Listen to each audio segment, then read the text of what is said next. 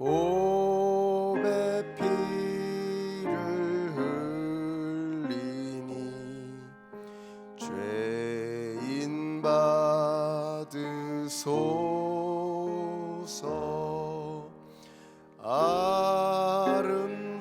아름답다 예수여 나의 좋은 친구. 예수 공로 아니면 영원 형벌 받네.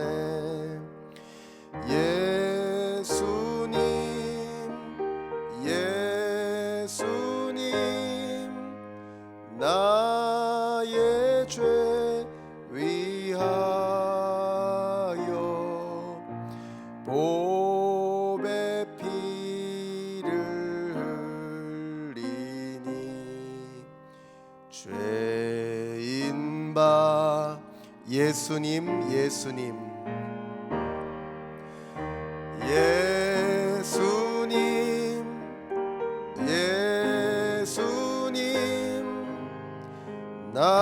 나의 죄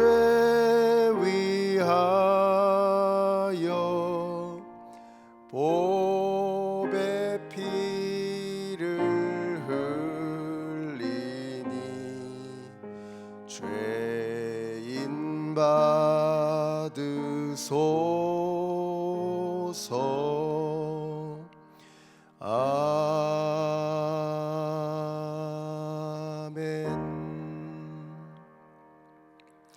네, 오늘 우리에게 주시는 말씀은 히브리서 9장의 말씀입니다. 히브리서 9장 15절로부터 28절까지의 말씀. 15절로부터 28절까지의 말씀 우리 한 목소리로 같이 읽겠습니다. 15절부터 28절 함께 읽습니다. 그러므로 그리스도는 새 언약의 중재자이십니다. 그는 첫 번째 언약 아래에서 저지른 범죄에서 사람들을 구속하시기 위하여 죽으심으로써 부르심을 받은 사람들로 하여금 약속된 영원한 유업을 차지하게 하셨습니다. 유언의 효력을 논의하는 경우에는 유언한 사람이 죽었다는 확인이 꼭 필요합니다. 유언이라는 것은 유언한 사람이 죽어야만 효력을 냅니다. 유언한 사람이 살아있는 동안에는 유언은 아무런 효력이 없기 때문입니다. 이러므로 첫 번째 언약도 피 없이 세운 것은 아닙니다. 모세가 율법을 따라 모든 계명을 백성에게 말한 뒤에 물과 붉은 양털과 우슬초와 함께 송아지 피와 염소 피를 취하여 언약책과 온 백성에게 뿌리고서 이것은 하나님께서 여러분에게 명하신 언약의 피입니다 하고 말하였습니다. 또 같은 방식으로 그는 장막과 제사 의식에 쓰이는 모든 기구에도 피를 뿌렸습니다. 율법에 따르면 거의 모든 것이 피로 깨끗해집니다. 그리고 피를 흘림이 없이는 죄를 사함이 이루어지지 않습니다. 그러므로 하늘에 있는 것들의 모형물은 이런 여러 의식으로 깨끗해져야 할 필요가 있지만 하늘에 있는 것들은 이보다 나은 희생제물로 깨끗해져야 합니다. 그리스도께서는 참 성소의 모형에 지나지 않는 손으로 만든 성소에 들어가신 것이 아니라 바로 하늘 성소 그 자체에 들어가셨습니다. 이제 그는 우리를 위하여 하나님 앞에 나타나셨습니다. 대제사장은 해마다 짐승의 피를 가지고 성소에 들어가지만 그리스도께서는 그 몸을 여러 번 바치실 필요가 없습니다. 그리스도께서 그 몸을 여러 번 바치셔야 하였다면 그는 창세 이래로 여러 번 고난을 받아야 하셨을 것입니다. 그러나 이제 그는 자기를 희생제물로 드려서 죄를 없이 하시기 위하여 시대의 종말에 단 한 번 나타나셨습니다. 사람이 한 번 죽는 것은 정해진 일이요 그 뒤에는 심판이 있습니다. 이와 같이 그리스도께서도 많은 사람의 죄를 짊어지시려고 단 한 번 자기 몸을 제물로 바치셨고 두 번째로는 죄와는 상관없이 자기를 기다리고 있는 사람들에게 나타나셔서 구원하실 것입니다. 아멘. 자, 새 언약을 통해서 주신 하나님의 말씀을 좀 보려고 합니다. 자, 오늘 필사 본문이 이제 15절로부터 시작이 되는데 15절을 보시면 그리스도는 새 언약의 중재자이시다 이렇게 말씀하고 있습니다. 자, 이 새 언약이라는 개념이 히브리서에 나오고 있는데요. 그러면 이 새 언약이 어디서 온 것이냐?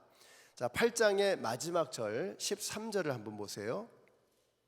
거기 보시면 하나님께서 새 언약이라고 말씀하심으로써 첫 번째 언약을 낡은 것으로 만드셨습니다. 낡고 오래된 것은 곧 사라집니다. 이렇게 말씀하셨어요. 자, 그런데 이 새 언약이라고 하는 말이 어디에서 나왔나? 이게 그냥 뚝 떨어진 것이 아니고요. 예레미야 31장에 나오는 말씀입니다. 예레미야서 31장이 무슨 말씀이냐? 유다가 곧 망할 것인데 다시 회복되어진다라는 말씀입니다.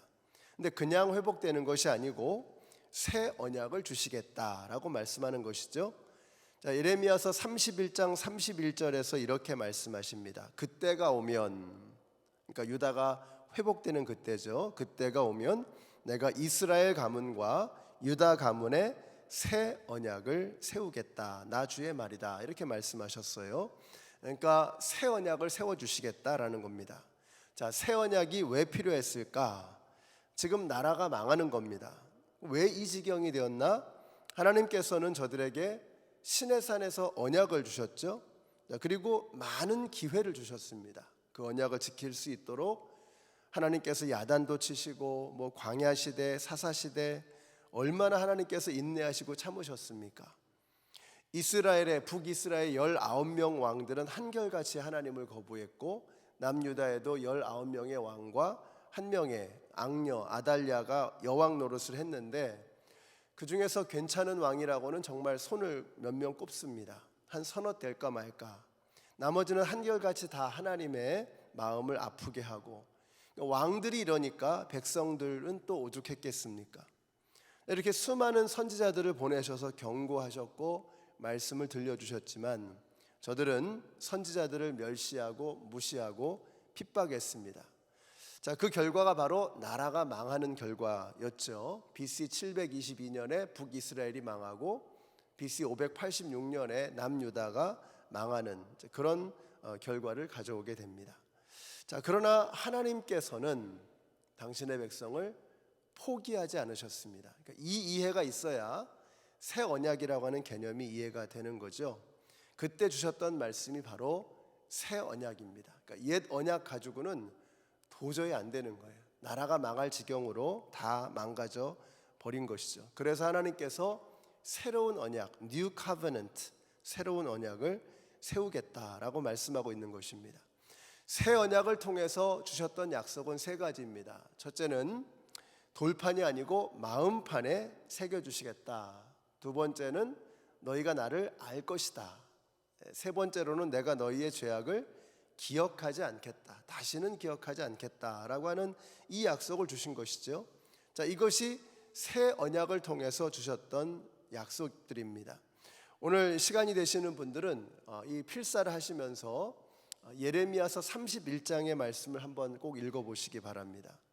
자, 그런데 이 세 가지의 약속, 이 새 언약이 어떻게 이루어지느냐, 이게 이제 히브리서가 기가 막힌 거죠. 자, 이 새 언약, 예레미야서 31장에서 주셨던 이 새 언약이 어떻게 이루어지느냐, 예수 그리스도를 통해서 이루어진다. 그래서 오늘 말씀의 15절에서 예수 그리스도가 새 언약의 중보자가 되신다 이렇게 말씀하고 있습니다. 다시 말하면 예수 그리스도를 통하여 새 언약이 이루어졌다는 거죠. 그러면 옛 언약의 중보자는 누구였을까요? 모세였죠. 새 언약의 중보자는 예수 그리스도이시다 이렇게 소개하고 있는 것입니다. 자, 그래서 구약 성경에 있는 우리를 향한 하나님의 놀라우신 계획을 예수 그리스도와 연결해서 우리를 깨우쳐 주는 것입니다. 새 언약이 예수 그리스도를 통하여 이루어진다라는 말씀입니다. 자, 그래서 마음판에 새겨주신다고 했잖아요. 돌판에 새긴 계명은 무서워서 지키는 겁니다. 근데 마음판에 새기는 것은 내가 정말 하고 싶어지는 거예요. 마음에서 우러나오는 것입니다.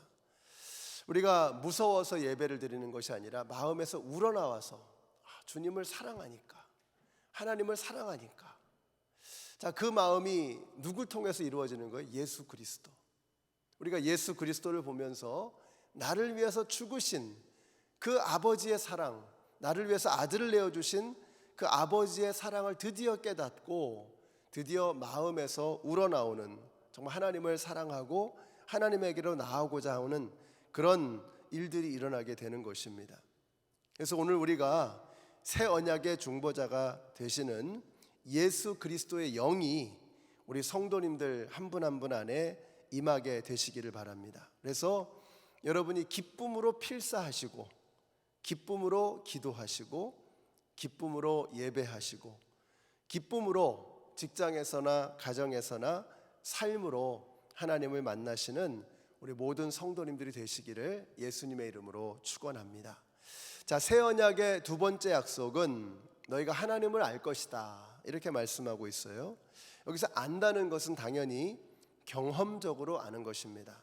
아담이 하와를 알았다, 성경에서 이렇게 표현하죠.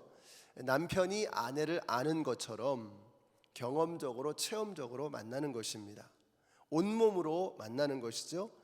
지식으로 아는 것이 아니고, 들어서 아는 것이 아니고, 임마누엘의 하나님, God with us, 우리와 함께 하시는 하나님, 우리 안에 내주하시는 성령 하나님을 통해서 하나님을 경험하고 체험하는 것입니다. 오늘 우리 성도님들이 하나님과 함께하는, 성령님을 체험하시고 경험하는 그런 하루가 되시기를 바랍니다. 우리가 너무 둔감해져 있는 거예요.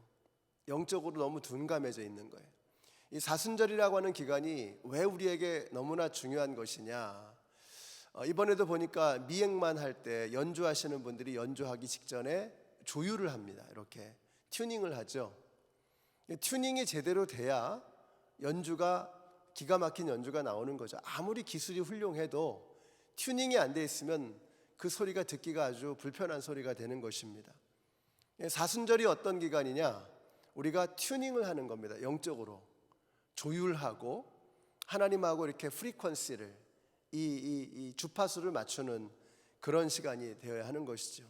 그래서 하나님을 체험하고 경험하는 것입니다. 우리가 너무 둔감해져 있는 거예요. 영적으로 더 예민해져서 이미 우리와 함께하고 계시는 그 하나님, 우리가 정말 주님의 기적이 우리의 삶 속에서 얼마나 많이 일어나고 있습니까? 그걸 모르고 있는 거예요. 그걸 체험하지 못하는 거예요. 하나님께서 우리에게 얼마나 많이 말씀하십니까? 우리는 기도를 해도 그냥 내 기도만 하나님 앞에 올려드리지 하나님께서 나에게 주시는 그 음성은 듣지 않습니다. 왜 그래요? 튜닝이 안 되어 있는 거예요. 영적으로 주파수가 안 맞는 거예요. 딱 맞아야 들리는데, 이게 맞아야 하나님이 우리를 만져주시는 그 손길을 경험하는데, 이게 안 되니까 기적이 어딨냐 그러고, 하나님 왜 나에게 말씀하지 않냐 그러는 거예요.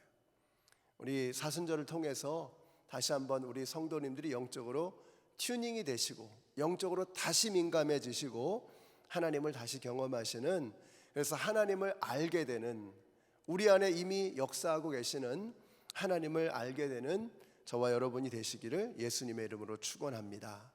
세 번째는요, 내가 다시는 너희의 죄를 기억하지 않겠다. 이것이 새 언약의 세 번째 약속이죠. 자, 오늘 본문의 마지막 절 같이 읽겠습니다. 마지막 절 시작. 이와 같이 그리스도께서도 많은 사람의 죄를 짊어지시려고 단 한 번 자기 몸을 제물로 바치셨고, 두 번째로는 죄와는 상관없이 자기를 기다리고 있는 사람들에게 나타나셔서 구원하실 것입니다. 단 한 번의 제사로 우리의 죄의 문제가 해결된 것을 믿으시기 바랍니다.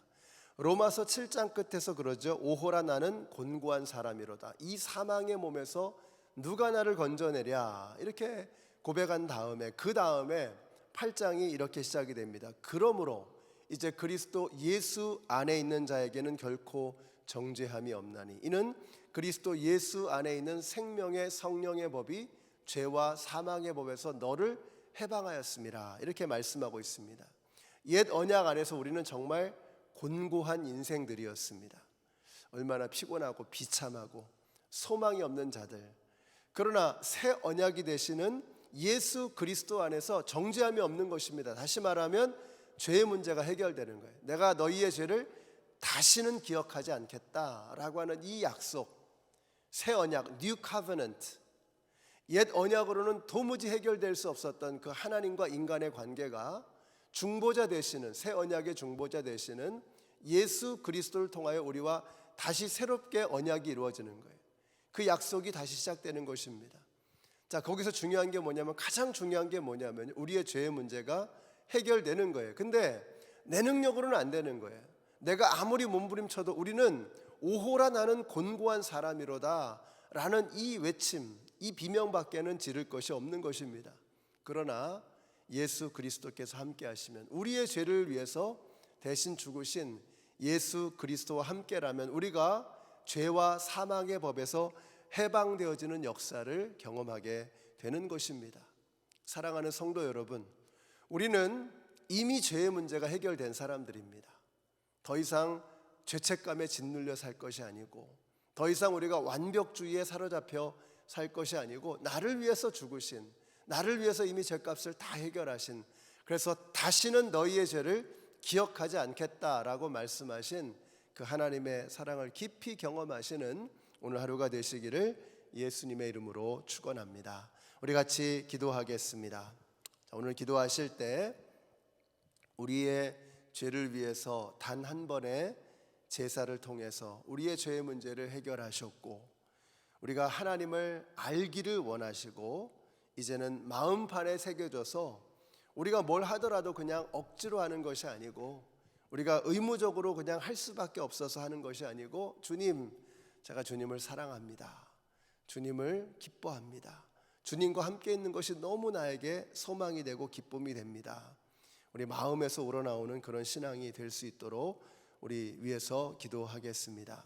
또 오늘 기도하실 때는요, 우리 당회원들을 위해서 기도해 주시기 바랍니다. 교회의 영적인 리더십으로서 우리 당회원들을 세워주셨고, 또 우리 목회자들 세워주셨는데, 그 영적인 리더십들을 통해서 우리 교회가 더욱더 든든하게 세워져 가게 하여 주시고, 그 영적인 리더십이 먼저 하나님을 경험하고 먼저 하나님을 만나는 은혜의 역사가 나타나게 하여 주시옵소서. 우리 당회원들과 목회자들을 축복하면서 같이 기도하겠습니다.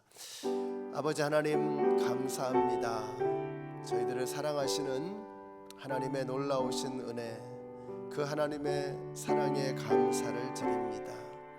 우리가 너무 둔감해져 있습니다. 영적으로 예민하지 못하고 영적인 리더십으로 세워졌음에도 불구하고 우리 목회자들이, 우리 당회원들이 더욱더 하나님의 음성에 귀를 기울이고 더욱더 주님을 경험하고 먼저 하나님을 만나는 그런 은혜가 저희 가운데 있게 하여 주시옵소서. 이렇게 소중한 리더십들을 우리 교회에 세워주셨습니다. 그 리더십들을 통하여서 우리 모든 성도님들이 더욱더 하나님 앞에 가까이 나아갈 수 있도록 하나님이 역사하여 주시기를 간절히 원합니다. 아버지 하나님, 우리 교회에 이렇게 세워주신 영적인 리더십들을 통하여 선포되어지는 말씀, 결정되어지는 결정 하나하나가 하나님 앞에 기쁨이 되어드리는 결정이 되게 하여 주시고, 나의 원을 이루는 것이 아니라 하나님의 원을 이루어가는 하나님께서 기뻐하시는 결정들, 하나님께서 기뻐하시는 영적인 리더십들이 되게 하여 주시기를 간절히 원합니다. 오늘도 우리 성도님들 어느 곳에 있든지 새 언약의 중보자가 되시는 예수 그리스도를 만나게 하여 주시고, 예수 그리스도와 함께 정말 마음판에 새겨지는 기쁨으로, 주님께서 우리의 가슴에 새겨주신 그 기쁨으로 믿음 생활하시는 오늘 하루가 되게 하여 주시옵소서. 하나님을 더욱더 깊이 알아가게 하여 주시고 체험하게 하여 주시고 성령의 역사하심을 경험하는 오늘 하루가 되게 하여 주시옵소서. 오호라 나는 곤고한 사람이로다. 이 사망의 몸에서 누가 나를 건져내랴. 옛 언약 아래서 신음할 수밖에 없었던 우리 성도님들, 아버지 하나님, 우리 모든 하나님의 백성들, 이제 예수 그리스도 안에서 모든 죄의 문제를 해결하고 주님 앞에 더 가까이 나아가는 새로운 차원의 믿음 생활이 오늘 시작되게 하여 주시옵소서. 아버지 하나님 감사합니다. 우리를 위해서 죽으신 예수 그리스도, 새 언약의 중보자가 되어주신 예수 그리스도 때문에 이제는 더 이상 정죄함 가운데 살아가는 것이 아니라 주님이 주시는 기쁨으로 하나님께서 허락하신 희열로 이 땅을 살아갈 수 있도록 도와주시니 너무나 감사합니다. 우리 교회 영적인 리더십이 하나님을 더욱더 깊이 체험하게 하여 주시고 주님의 음성에 귀를 기울이게 하여 주시고 하나님께서 기뻐하시는 일들을 결정할 수 있도록 하나님 도와주시옵소서. 그 리더십을 따라가는 모든 성도님들이 날마다 그들의 삶 속에서 하나님을 예배하고 하나님을 기뻐하며 하나님과 함께 동행하는 저희 모두가 되게 하여 주시옵소서. 예수님의 이름으로 기도드렸습니다. 아멘. 하늘에 계신 우리 아버지여, 이름이 거룩히 여김을 받으시오며 나라의 임하옵시며 뜻이 하늘에서 이룬 것 같이 땅에서도 이루어지이다. 오늘날 우리에게 일용할 양식을 주옵시고 우리가 우리에게 죄 지은 자를 사하여 준 것 같이 우리 죄를 사하여 주옵시고 우리를 시험에 들게 하지 마옵시고 다만 악에서 구하옵소서. 나라와 권세와 영광이 아버지께 영원히 있사옵나이다. 아멘.